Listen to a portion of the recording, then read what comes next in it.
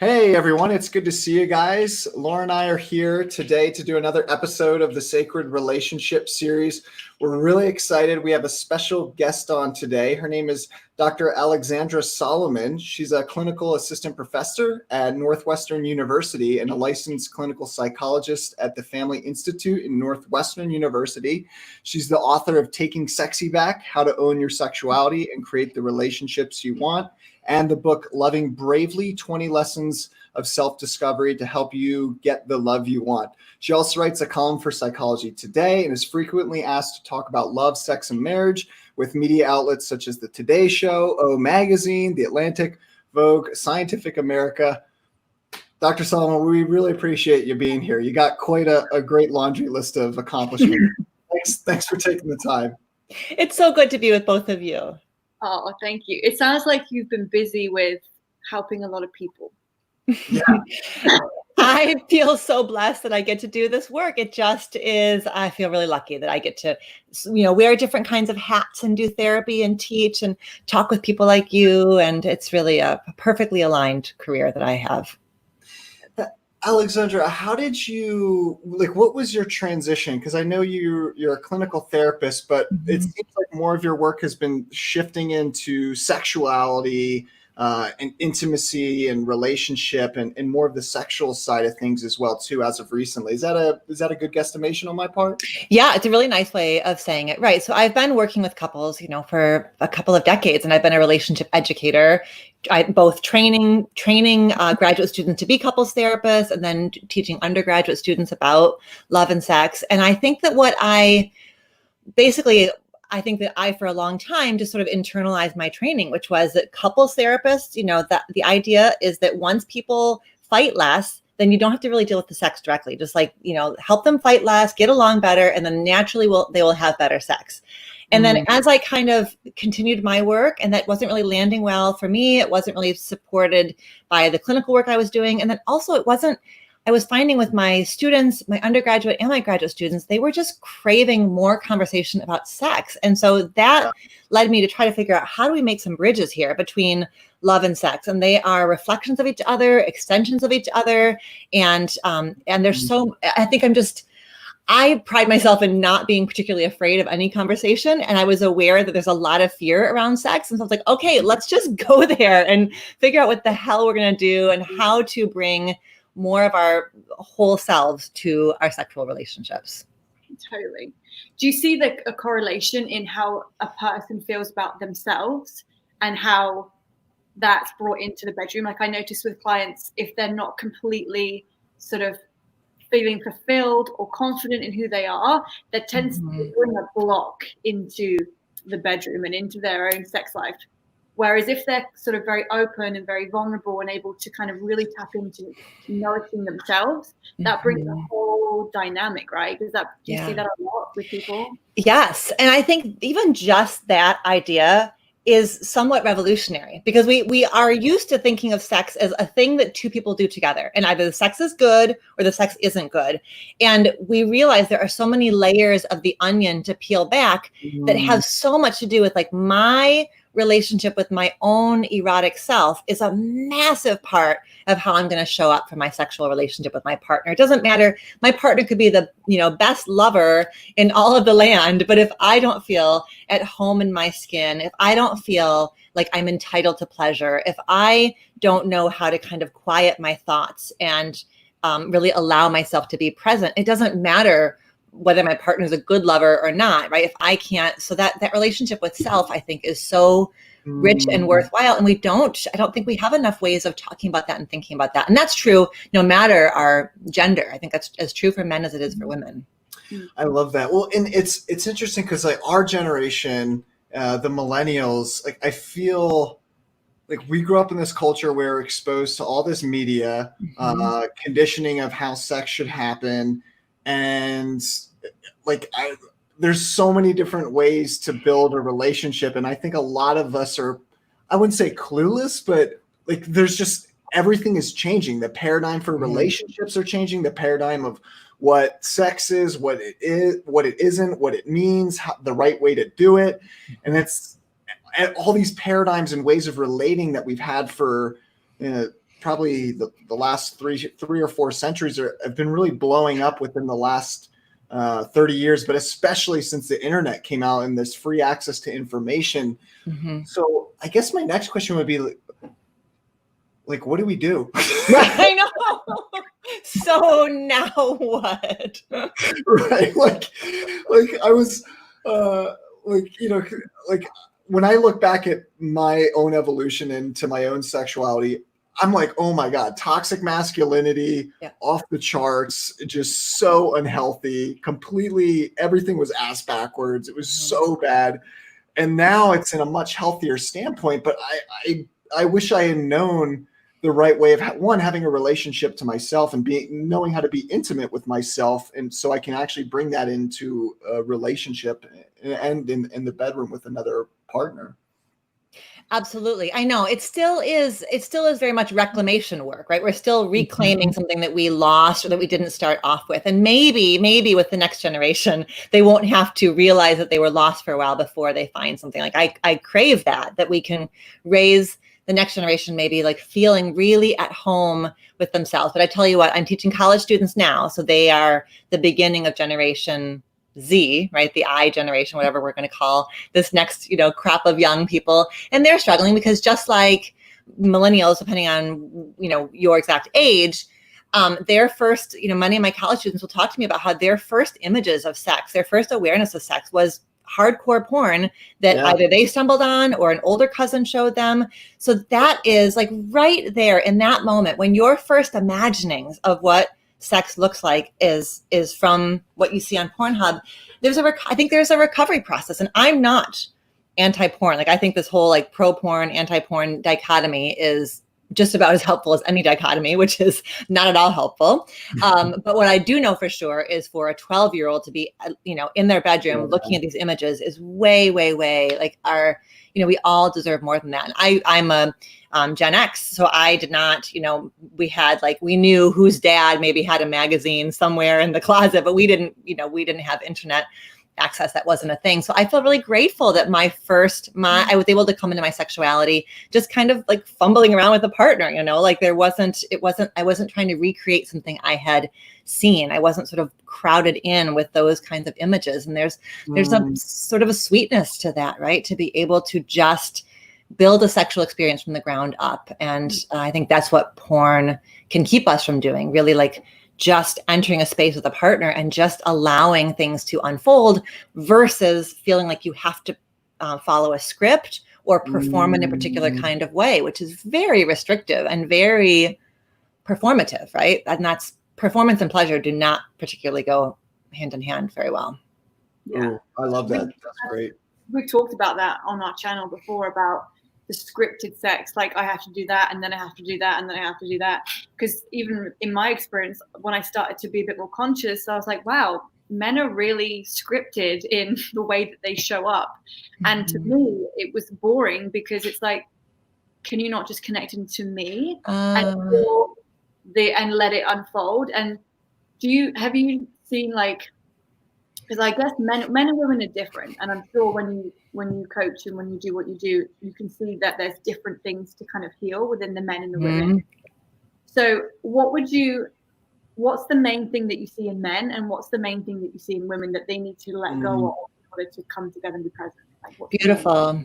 Yeah, I do. You're right. I do think and of course, whatever I say is going to be sweeping generalizations. Right. But I think with what we see so much with especially with heterosexual scripts, I think there are, for all of the challenges of being part of the LGBT plus community, for all the challenges of being part of a community that has been marginalized and oppressed and told in very direct ways that your sexuality is wrong and sinful, there is a kind of freedom of stepping out of that heterosexual script. And there can be a kind of like playfulness and meandering quality that is more possible because those scripts aren't quite as rigid and linear.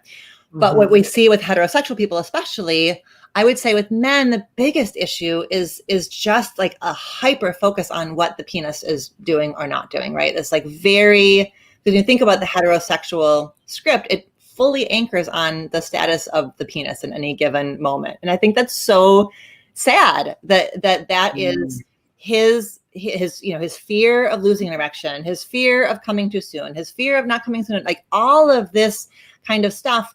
And what he often loses sight of is that his whole body is both a source of pleasure and a receiver of pleasure. So that to me is the kind of the healing is for a man to allow himself to be fully bodied, right? And to know that like you can love your penis and have your sexuality be so much bigger than that part of your body. But Jared, you tell me. I don't know. I'm speaking. Yeah, I mean, I love the Laura's like, no, that's exactly it. I mean, for me, it was, because I was exposed to porn at a very young age, and that was like the first thing I was like, dude, what is this? This is crazy. So I had to decondition my body and get back to a point where my entire body was a phalanx, like energetically, and I've deconditioned that armoring and the emotional processing around that and all that. But I mean, really, it wasn't until I was probably 26 to where I felt confident again that, oh yeah, it's not just like a dick measuring contest all the time, which is what most men do. It's like, oh dude, I had sex with like this girl last night. She was just all over, and it's, that toxic masculinity of comparison, which really kills any sense of true intimacy that you can create with another human being. And so I really think it's awesome the work that you're doing and bringing individuals back to what I would believe is our natural state. Our natural state is your whole body is this pleasure orgasm. Like, I mean, I feel like, this is a little personal, but I mean, that's fine. So like, I feel when I have orgasms, I feel it in my entire body because I've done the training, I've done the conditioning. So it's not just in one area, it's all over the entire body. And then your partner feels that too. And they feel that sense of love and connection and intimacy. So I really think deconditioning, I guess, and that those images, the pornography, any of that bad conditioning is so key to having true intimacy, not just inside the bedroom, but also outside, because that love that's created through the body is carried out there in the real world in connection. Beautiful. I love that so much. Yes, absolutely. Pat yourself. That was good. Yeah. And I think it's like, there's a part of me that feels sad that you had to go through that process from being the 12-year-old boy who was overwhelmed by what he was seeing on his phone or whatever, to the 26, to the older man who gets it now. That's sad that you had to go through that journey, but it also is the nature of all of our sexualities. We are always evolving and hopefully like up leveling, right? And expanding. And that's true even in a long-term sexually monogamous relationship. I'm in a 20 plus year marriage, and I feel like we are continuing to kind of like grow and expand and evolve, in the bedroom and out of the bedroom. And I think that's really like, that's beautiful, but I do feel sad that there were times when you sold yourself short, or things were performative, or things were like checking off a box to say that you had done it. I think that's unfortunate. Yeah, I think it is unfortunate. And that's why I'm excited about people like you who are doing the work, because you can change that paradigm. You are changing that paradigm. So that doesn't have to be an issue and challenge anymore. And that's where I want everyone to be at. So we don't have to have these things. Yeah. I think it's good. Sorry. No, go ahead. No, I was going to say, I think it's good to have the experiences to know, like, I'm a big believer in having the what you don't want, just so that you can really appreciate what you really do want when it comes around. Because I think everyone's sexual experiences are a journey. I know that for me as a woman, I've gone through things that I wish I didn't have to go through. But it all brings you to that place of like, this is really what I need, and you honor it so much more, and you appreciate it so much more. And I agree, men, for them, it's like okay, can I perform? Am I doing it? Is she okay? Like, can I stay in this place? And all that. Men, and you can feel it as a woman when they're tipping into that energy. And as for a woman, like, I grew up, I'm 31. So when I was a teenager, it was all you have to be rail thin, you have to be skinny, that was my generation, right? So I had to be size 0 to be loved and to be attractive. And so all the women my age have had to heal the sort of worrying about what they look like when they're being intimate with a guy. For me, it's not really an issue anymore. I've turned it around, but it took me a long time. Yeah. Do you see a lot of women, are they still in that place where they're more worried about what they look like than actually connecting in and enjoying and experiencing? Yes. Okay. So I want to say two things in response to that. The first thing I want to say is I love that idea that sometimes the experiences that leave us feeling like, oh my God, why the hell did I do that? Those are the ones that teach us, right? That we deserve more, we want more. And I call in the Taking Sexy Back book, I call those, can I swear on your show? Is that okay? Yeah, of course. I call them FGOs, fucking growth opportunities, right? So rather than coming away from an experience and being like, I suck, the world sucks, men suck, everything's awful, I'm done, or feeling ashamed of ourselves, feeling really bad, that we can take those experiences and use them as fucking growth opportunities. And like, okay, so what did you learn about yourself? Like, where is your boundary? What needs to be said? Like, what did you learn? How will you use this to kind of push you forward? So I think that is a lovely reframe rather than getting stuck in regret. It's like, okay, so what did this just show me? And then, Laura, to your point about body image, when I was thinking about sort of what's the parallel kind of core wound that women often bring into the bedroom, I do think that is a big one, is body image. And I know that men also experience body image stuff, but it is very different to live in a female body and to just be the object of critique all of the time, right? The things that women do it to women as well, right? Say about other women's bodies and the expectations we place on ourselves, all of that comes with us into the bedroom. And does compromise. Like it compromises a sense of entitlement to just be, as we are. And so I think that oftentimes the healing is around like reclamation of ourselves as we are, really expansive definitions of beauty. Certainly making sure that we are partnered with partners who celebrate our bodies as they are, right? And don't become like I think the worst case scenario is that our partner will be as hard on us as we are on ourselves. And so it really is the worst case scenario to be partnered with somebody who is, whatever, cruel or critical of our bodies. That is most often not the case. Our partners tend to be far more generous and loving towards our bodies than we are. But that oftentimes doesn't outpace like the voice inside of our heads, right? So it really is like that, my own reckoning with myself, and can I be at home in my skin and feel worthy as I am. Yeah. Well, that's so interesting because like, I know from my experience, like men can feel when a woman's in love with their body or not. Like I can look back at all my sexual experiences, and there were some women who, by the cultural standard, thin waist and big breasts, who were more attractive from a cultural standpoint, but and then there was other women where they didn't have those qualities, but the women who didn't have those qualities were more in love with themselves, and the actual act of having sex was way more better because they loved themselves. Like they brought that energy into it. Beautiful. Yeah, that makes sense. Yeah. Even for me, like, I can feel that in myself, especially being someone that's gone through all that. Like I had an eating disorder from being quite young, but I came through it. So I can feel, we can feel that in ourselves as a woman. Yeah. Like there's moments of you love yourself and your body so much, and you honor it, and bringing that into a situation when you're going to be intimate with someone is the most amazing experience. Before, when you're worried about what you look like and all these things. How would you, if we think about what the men are trying to do and what the women are trying to do, what advice would you give to someone watching that's still in the place where she's self-conscious about her body, or he's still worried about how he's going to show up and if he's going to be able to perform? What advice would you give to those individuals to try to move through into more conscious life? Well, I do think that so we are doing a nice job, I think, of like diving into like the intrapsychic internal parts.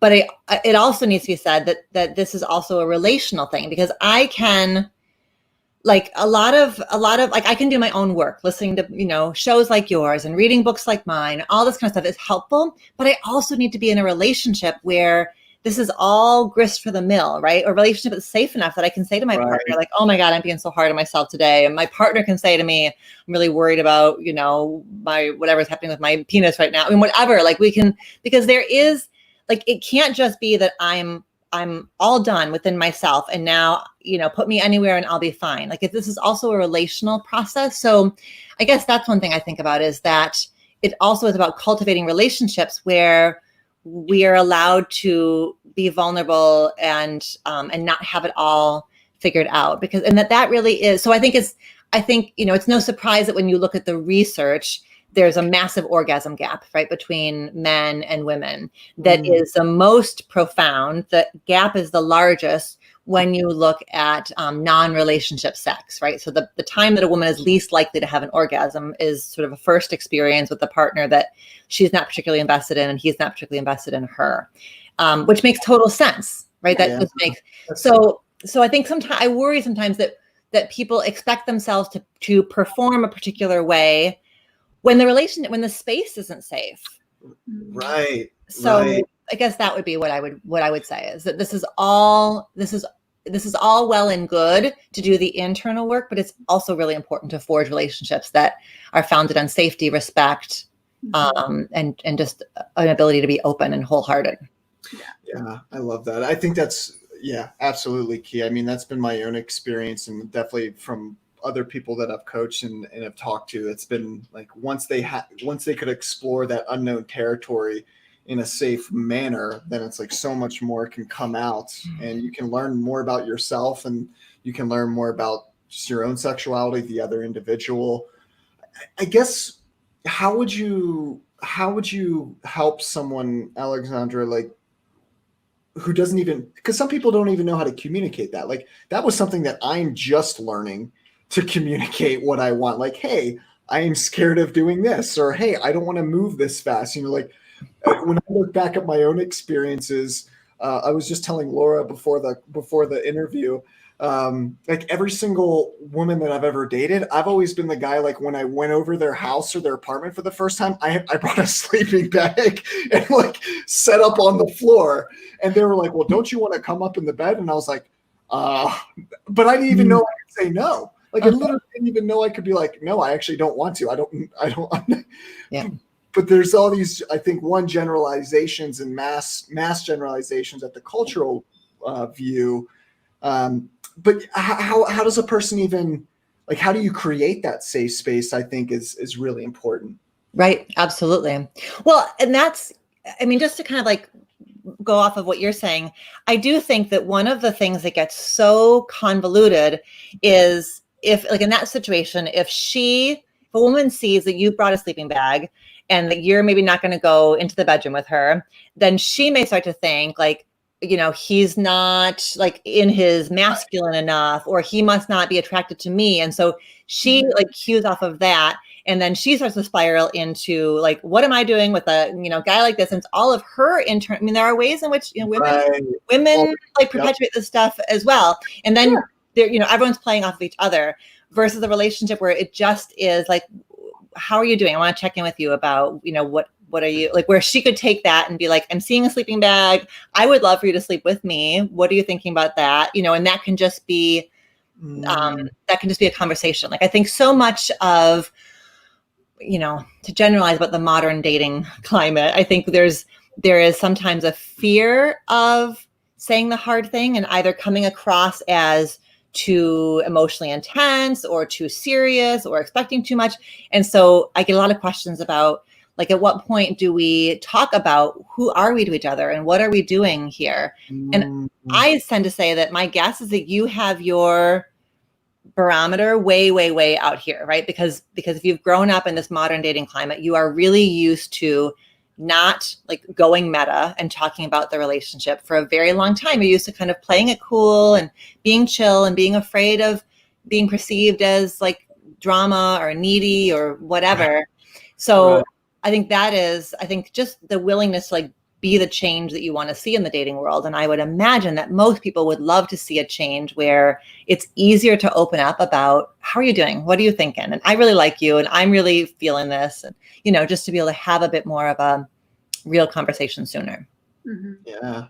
Yeah, a lot of people don't communicate. I think they're probably afraid of what they're going to hear. That's something that I see a lot in couples, is rejection is like one of their biggest fears. Like if I put myself out there and say, hey, I actually really like you, what are you thinking? They're afraid the person's going to be like, well, yeah, this is fun. Like, we'll see where it goes. And they're not going to be given that safety. And if they're not given safety, they feel like they're getting the opposite, which is to be kind of rejected. Same thing with the sleeping bag. Like if I had a guy that, even if I wasn't ready to be with him intimately, if he pitched up on my couch, I'd be like, did I do something wrong? Right. That's totally understandable. Yeah. Which is yeah. like you're trying to be a gentleman, and and the woman wants to be treated like a lady, and yet when she's treated like a lady, she's like, right, what's wrong? Right. Yes. Yeah, like, well, because she is used to being the goalkeeper, right? She is used to being the boundary keeper, and that's the only way she has known. She is used to the idea that he's the pursuer, and she is the one who says, no, not yet. Okay, now this. Okay, now this. And so if that polarity switches, and she sees that he's kind of going slowly, reading the scene, right? Her shame-loaded story is going to kick in about what is. Yeah. Well, so now I've learned, and I know how to speak against those narratives. Because I learned that lesson the hard way, where I didn't do anything. I was like, what did I do?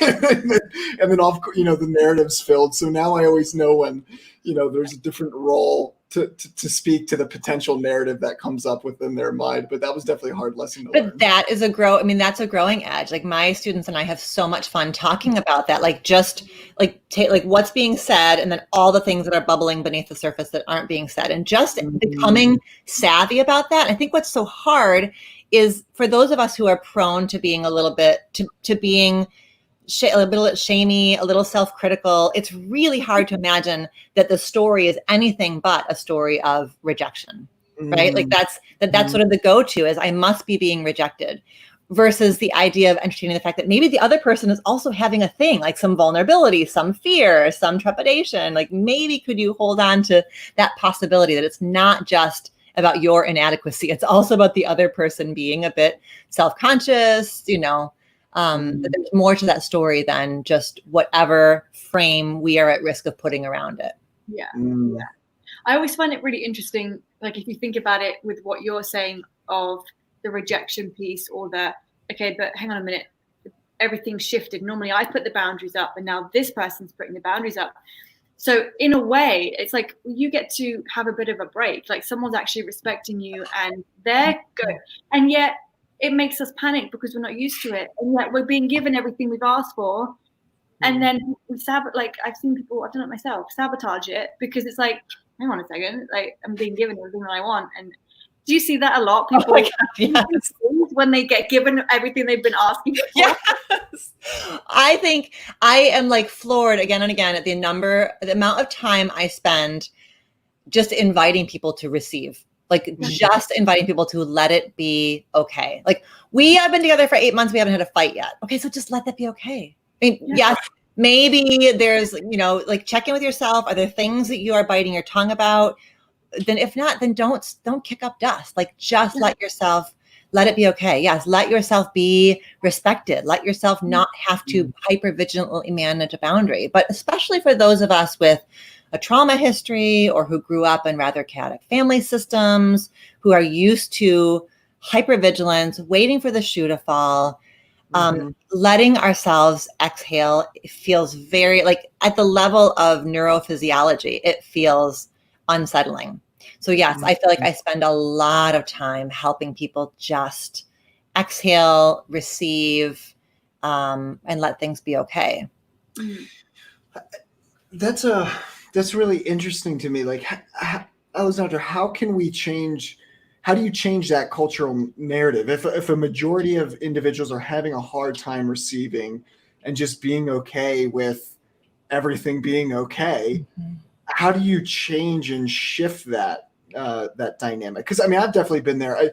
Not really with sex, more, or women, more with money. Where I'm like, oh my God, I've made way more money than I anticipated. What do I do? Oh my God, I start freaking out. That's more for maybe a guy thing. I don't know. That's a generalization, but that's what I'm thinking of. Every time that I've ever had a freak out, It's been like, Mhm. I just made a lot more money than I ever thought I could. And what's a matter? And like, Yeah. Yep. you know, Like a little bit. Yeah. That is like kind of like a little imposter syndrome maybe too, right? Like just like letting yourself, like letting things be okay. Yeah. Like rather than figuring out how am I gonna lose it all? Or how is it gonna blow oh up in my yeah. face? Yeah, I was going to ask, that was going to be my next question. Is the thing that scares us the most about having everything we've asked for, is it the fear that we're going to lose it one day? And so we push it away before we even get a chance to really absorb it. Do you think that's the main reason that people do that? Because they're scared of losing it? I do think that can be, yes, I definitely think that can be a part of it, that it is. I think, when it comes to dating, I think part of it is too, that if things are looking really positive and I really like you and you really like me and we're sort of tracking along okay, then it might mean that this is really going to be like a marriage or the partner, like the love of my life. And maybe we're going to start looking at building a life together. And I think what we don't talk enough about is how with that declaration comes a kind of grief, like the grief of letting go of, first kisses if you're going to be sexually exclusive, or like if I build a life with this person, it means I'm letting go of all of those lives that I'm now not going to build. Like inherent in letting things be good is that means like if I choose this, it means I'm not choosing all of that. Wow, I love that. Yeah, I love that you bring that point up, because I've seen that so many times where people actually fall in love with the idea more than the reality. And I mean, I've been guilty of it in my own life in different areas. I don't think yet in relationships, but definitely with other areas of my life where I've fallen so in love with the idea. And then I actually got the reality that there was like a grieving process to the, like getting actually what you really wanted. And, that's really cool. Yeah. And it's something also about like with my college students, I will see this. I just was recently talking to a college student and she's with this guy. She really, really cares about him and he cares about her, and things are lining up so beautifully. And she's looking for all the ways that she can kick up some dust, and have it not be okay. And I was saying to her that I wonder if just there's something like developmentally going on also, like what it means to really be a woman and to be potentially in a relationship that has legs and that really she's not a teenager anymore. And she is stepping into adulthood and the real world with a relationship that really might, go the distance, whatever that looks like. And so there's something like very deep inside of her about letting go of her little girl, just little girl stuff. And really like understanding like I am the age where I really could be putting down some stakes in an adult life. I think that sometimes is a part of it. It just has to do with like what that like relationship is stirring up in us, much less about the other person and more about us. I think we get distracted and what happens sometimes is then we put the other person under a microscope and we get really particular about, but see, they aren't quite like this enough, and their family system is like this. And we can kind of get very picky about the other person. And it might be a defense against that more difficult work of who am I becoming? If I choose this relationship, I am going to become a wife. I'm going to become a mother potentially, like that. We're sort of like saying these are going to be parts of my world potentially, if that's things that people have on the horizon for themselves. But that's a very, very internal process. Yeah. I've seen that a lot. Like I've seen myself do that, but I've also seen people that I've connected with do that, where one minute they're sort of, oh my God, I'm falling in love with you. And the next minute it's, I don't think it's going to work because you live an hour away and I don't think I can make that drive every week. And I'm like, and they look for like the most random tiny things to end the relationship because they were starting to get a little bit comfortable and like, oh, this actually has the potential to go somewhere. Yeah. And then they start looking for things. And I see people do that as well with my clients where they go, yeah, but I really like him. Everything's great. But I've noticed there's this one little thing. And I'm thinking, that's not going to ruin the relationship. That's you looking for things to protect yourself, right? Or kind of guard yourself, because this is actually something that you've always wanted. And that's right.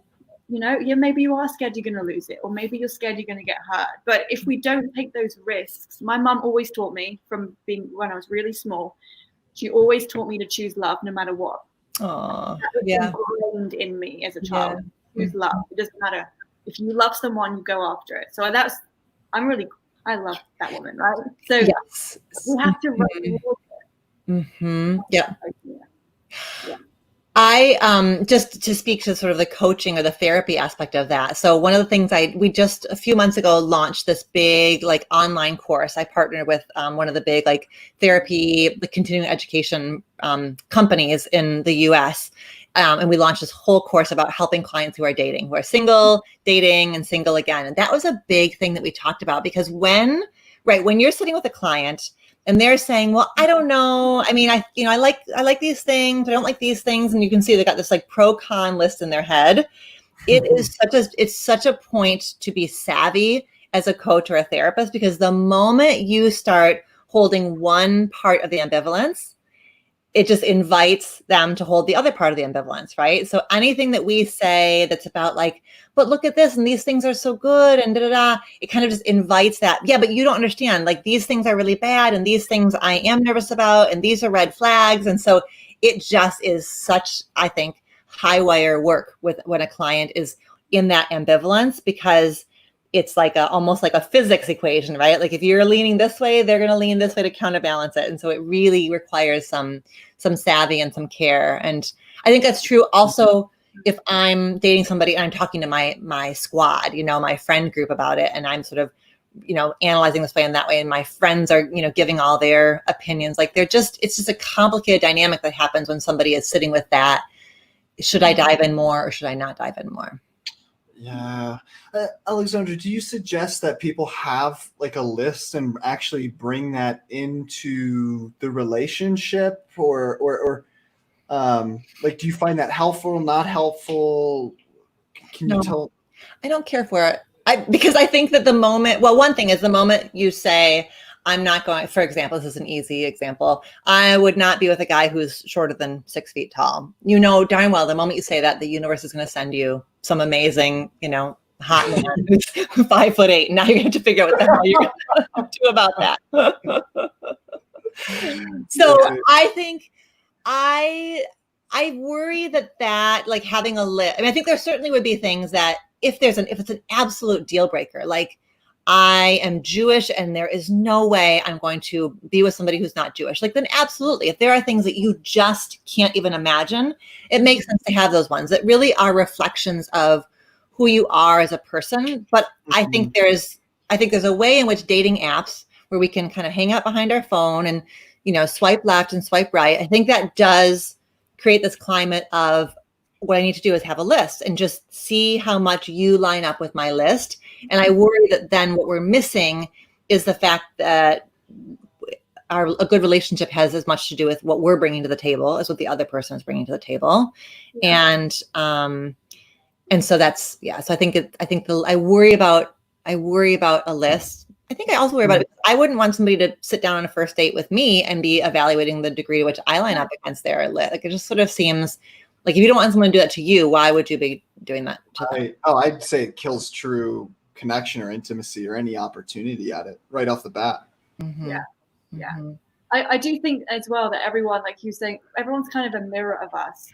And I think that when we critique someone or when we find flaws in someone, they're usually embedded somewhere in us as well. I always think of relationships as being like, I have clients that say, oh, he does this and he does that. And I say, okay, but do you? And they're like, no. I'm like, yeah, but do you? And they look at it and they go, I do that. I'm like, okay. So maybe like look at it in yourself, and you might not keep seeing it in that other person anyway, because so often people look at others and they blame and they critique them. And it's like, let's just focus on being the best version of us. And then that's going to be reflected back to you and your person anyway. Beautiful. Right. And then, the more that you're willing to do that work, then the more that when you sit across the table from somebody, you can trust the vibe, right? You can trust how you feel. You can trust whether there's something that's kind of building, like you can feel the energy, versus if you are just sitting there with your clipboard in front of you, thinking like that, don't like that. It's so anti-relational. Right. Right. Connecting more with your list than the human being in front of you. Yeah. Beautiful. Dr. Solomon, we're going to go to some questions. Does that sound good to you? Sounds great. Yeah. Awesome. So I'm going to go to Stacy's question here. And guys, if you have any questions, feel free to throw them up in the comment section and we'll get right to them. So Stacy says, what advice do you have for women on how to create sexual polarity when they find themselves neutralized through their desire to balance their masculine and feminine energy? It's a great question. That's a really great question. I love that. I don't know that I can answer it though outside of the context of like with you. Well, I guess I'm thinking about, right. So I think what this person is describing is that they end up kind of, because they're trying to balance masculine and feminine, they end up kind of feeling too neutralized. So I guess I might want to, my friend Esther Perel has this beautiful question, which is like, how do I turn myself on? So I guess I might want you to do some meditating or journaling, or even like a really mindful masturbation around like, how do I turn myself on? Like, what is it right now that your erotic self is craving around? Like, which pole does your erotic self want to hold? Like in my TED Talk, I talk about this sort of like agency and communion and how these are, to me, it's a bit more helpful. A bit more helpful rather than like masculine and feminine. I like to talk about like agency and communion, even though we have historically mapped masculinity onto agency and femininity onto communion. But this idea of like, do I want to be holding a lot of like sort of leadership, very powerful, very assertive in the bedroom? Like, is that what my erotic self is calling for? Like, it really wants to be kind of fierce and taking charge and a really big presence? Or is my erotic self kind of craving some receptivity, receiving, passivity, quiet, like sort of keying into where are you feeling the pull? And then could you invite your partner then to like play with the other pole? It's what I love.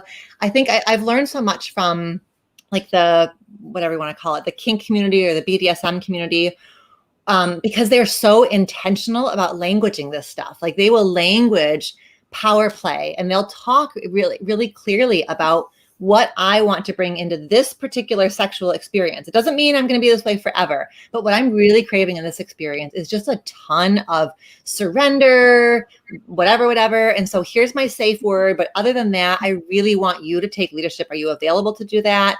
So I think that's how I would, I think we have a lot to learn from the kink community, which is so well-versed in kind of how you make explicit where the kind of energy you want to bring in and what you would love to have your partner like balance for you. I'm gonna ask a question off that, if you don't mind. Yes. I'm curious, do you see with your clients and with your experience with all the work that you do, that however a person's out there in the world, is it opposite in the bedroom? Do you usually see that? Like if they're really masculine driven, then they're very receptive in the bedroom, or if do you see that? Or Right. I do. I mean, I think this is again very stereotypical, but I do feel like I feel like a lot of times what vulva-bodied people, what those who've been socialized in the feminine, what they're craving oftentimes is a kind of like surrender and letting go. That especially if she's a wife and a mother and sort of spends her day like thinking about everybody else and managing everybody else, that then what her erotic self is oftentimes saying is just like, somebody take care of me, like somebody help me, like get all these roles out of my head and just let me kind of be in the moment and not have to be doing that mental emotional bandwidth of how are you doing and how am I doing and what's happening next and how are we doing on time, that oftentimes, so that would be what you're saying, a kind of balance to that day. I'm going to go to Stacy had a comment for everyone. She said, for everyone, what would you say to a woman who has and continues to work on herself, who yearns for a deep romantic, intimate connection, yet has to attract that into her life? Is yet to. So what would you say to a woman who has and continues? Yeah, she's been working on herself and she's like, okay, I'm ready. Like, where is my partner here? Yeah, like, where is he? Right. I'm ready for you. I have worked on myself. Yeah. I mean, like that is, I guess the thing I would say is, it's just like tension. It's like the sort of both and of continuing to have a really full life while also letting yourself ache for or yearn for connection, right? Like I think sometimes we get stuck feeling like either I have to have a really full life and act like everything is, just fine and complete on my own, or I'm this like pathetic woman who just, only is waiting to fall in love. Like I think it's okay to let both of those things be really true, that you have done a ton of work. I suspect you have a life where you have lots of like passions and interests and things that you are working on, and like both and you are really craving connection. So I think that's like just letting both those things be true. It's not that you're either the independent woman who doesn't need anybody or the, totally like love struck, I'm nothing until a man loves me person. Like you get to, I think those are like these archetypes almost, like these kind of stereotype images in our head. And neither one is a complete picture of a full person. Right. Yeah. I've experienced like, when you both polarities, one of being like, oh, I don't need a relationship, I'm good, I shouldn't need anyone or yearn for anyone. And the other side of me was like, I need to be with someone. But then there's like a really nice place in the middle where you're so content on your own and you're so happy. And like you were saying, you can actually kind of turn yourself on and you can connect in with all the energies of you. And then you bring in the person who can match that. Because I always say to people like, okay, you're always going to bring in your vibrational match. So would you want to date you? Or you want someone like, would you want to be in your life? Yeah. If there's areas where that needs work or that part of me is empty, then would you want to be with someone that has that emptiness in their life or isn't fully fulfilled? You wouldn't, because you have to kind of pick them up and it becomes a little bit tiring. Whereas if you build a life for yourself that you love and that you kind of are proud of, and it doesn't matter where we are, even if there are things that we need to work on, if we honor those things and love everything about those things, meeting someone can be quite easy, don't you think? Like to just bring someone in with that same energy. Yeah, I guess Jared, I'm curious what you would say about this part of it, because I do think there is something about like, it's why people who do it's why it's so important to have men like Jared doing this work, because I do think there's a reality to the fact that it is by and large women who like, women aren't making it up when they're sort of like, in some ways it sucks to become really relationally self-aware, because then you become really aware of how that proportionally speaking, fewer men are doing this work, right? So she's like here, she's like a giraffe. She can see the entire landscape. And she's like, come on, like I need somebody who can like see the big, wide, expansive, psychologically minded, world. But she sort of, we don't celebrate men doing this work in quite the same way. So I think that there can be a sense of like, I'm making it a hierarchy. I don't mean to make it a hierarchy, but it's sort of like, because of masculine socialization, where we teach our boys not to cry, we teach them to wear a mask, we teach them to, go for sex and be afraid of love and all this kind of stuff. It oftentimes takes a crisis or, whatever for him to find therapy, find podcasts and programs like yours, find books that are about men's like whole health, basically. So there is like this piece, especially if she's a woman who's dating men, she may be like, oh my God, where are the people who are able to have this expansive giraffe-like perspective that I have? So there's maybe a bit of a gendered reality to it, but also to not give up hope, because there are men who are coming along and they have been like behind the curve, because that's what masculine socialization has asked them to be. Just like, don't feel too hard. Don't think too hard. Just be a provider, keep your head down, be tough, don't cry, don't crack, and then they feel like lousy partners, right? They're not the men that women really want to be partnering with. Thanks for that acknowledgement. That really means a lot. My heart's like so happy. You can feel it. It's like, woo, yes. Because it's true. Like, I mean, for me, I remember, I'll never forget. I was 13 years old and I had made a decision to go in the Marine Corps infantryman, which is like super toxic masculine. Like, what could get more masculine toxic than being trained to kill another human being? And I literally remember being 13 years old, making the decision to say, okay, I'm going to go in the Marine Corps, and thinking I can't be my true self until I live that narrative. Like, it was on a deep soul level. And now, like, completely going the other way, but balance, really balance masculine and feminine side. I mean, I'm not afraid to cry or show my emotions in public. I do it all the time. I do it in a healthy way, and I still hold space, but like there doesn't, like that narrative, that cultural narrative does need to change. And I think what's most important, speaking for men from this side, is that you give them safe space just to be their full, true emotional selves. Like that's really all they need. They need to know that they can still be a man and admired and respected for showing their true emotions. It was so funny. I remember I was at this retreat. This was 2 years ago, and there was like 200 people in the room, and I got coached, and like I just started crying, and like everyone at the retreat was like, "Oh my God!" Like, they were like looking around the room, and then like I kind of like came back to it, and I didn't even realize like. This was in LA, so but I didn't even realize like how bad our culture is begging for that, and I really haven't realized that until the last 3 years. And I think the most important thing that women can do for men, at least in terms of allowing them to feel safe, is just letting them know that, hey, you can cry, you can show your emotions, and you're still a man. That's right. And oftentimes it's not until he falls in love with a woman that he feels like that's like that oftentimes is the breakthrough, right? Oftentimes, like when I'm sitting with a couple, he will have these breakthrough moments just because this is the first time he's been asked these questions, or he's had a space where he can think about his relationship with his mom and how that shaped, his whatever, like the whole thing. Like, but we don't, until you've been in a space where you've been asked to put those pieces together. So I guess that's also it, is to maybe to know that there are diamonds in the rough, right? So maybe this man is not, he's not currently evolved, but he's so open and he's so willing to learn. So he's maybe not quite as far along the journey as you are, but if he's willing to kind of come along with you, I think that's worth a whole lot. Oh my gosh. Yeah. I love that.